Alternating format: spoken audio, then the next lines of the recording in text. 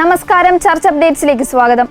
വത്തിക്കാന്റെ ചരിത്രപരവും കലാപരവുമായ സ്മാരകങ്ങളുടെ സംരക്ഷണത്തിനായുള്ള സ്ഥിരം കമ്മീഷന്റെ പ്രസിഡന്റായി വനിതയും പ്രൊഫസറുമായ എൽവിറ കഹാനോയെ നിയമിച്ചു.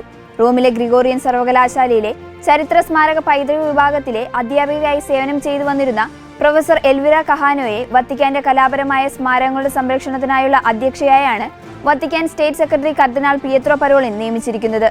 1923 ജൂൺ 27-ന് പിയൂസ് 13 പാപ്പയാണ് പരിശുദ്ധ സിംഹാസനത്തിലെ ചരിത്രപരവും കലാപരവുമായ സ്മാരകങ്ങളുടെ സംരക്ഷണത്തിനായുള്ള സ്ഥിരം കമ്മീഷൻ സ്ഥാപിച്ചത്.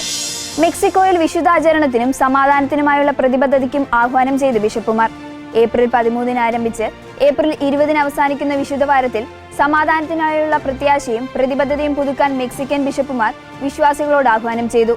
ടി റിസർച്ച് MX തയ്യാറാക്കിയ ദി വാർ ഇൻ നമ്പേഴ്സ് എന്ന റിപ്പോർട്ട് പ്രകാരം ഒക്ടോബർ 1-ന് ക്ലോഡിയ ഷെയിൻബോൺ പ്രസിഡന്റ് സ്ഥാനം ഏറ്റെടുത്തതിനു ശേഷം 14,725 നരഹത്യകളാണ് മെക്സിക്കോയിൽ രേഖപ്പെടുത്തിയത്.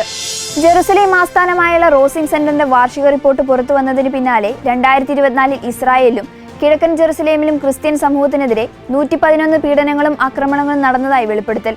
ഇതിലധികം അക്രമ സംഭവങ്ങൾ റിപ്പോർട്ടിൽ ഉൾപ്പെടാതെ പോയിട്ടുണ്ടെന്നും രചയിതാക്കളിൽ ഒരാളായ ഫെഡറിക് സാസോ അഭിപ്രായപ്പെട്ടു. 2023 ഒക്ടോബർ 7-ന് ഹമാസ് നടത്തിയ ആക്രമണത്തിന് പിന്നാലെ പൊട്ടിപ്പുറപ്പെട്ട യുദ്ധം കാരണം വിശുദ്ധ ഭൂമിയിൽ ക്രിസ്ത്യൻ തീർത്ഥാടകരെ കാണാതാകുന്നുവെന്നും സാസോ പറഞ്ഞു.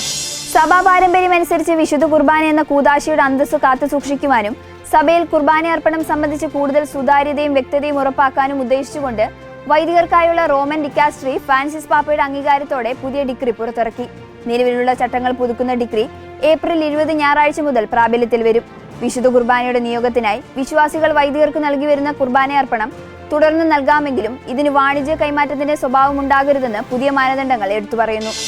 ഈസ്റ്ററിന് മുമ്പുള്ള വലിയ ആഴ്ചയുടെ പ്രാധാന്യം എടുത്തു പറഞ്ഞ് US president Donald Trump social media പ്ലാറ്റ്ഫോമായ ട്രൂത്ത് സോഷ്യലിലൂടെയാണ് ട്രംപ് ഇപ്രകാരം പറഞ്ഞത്.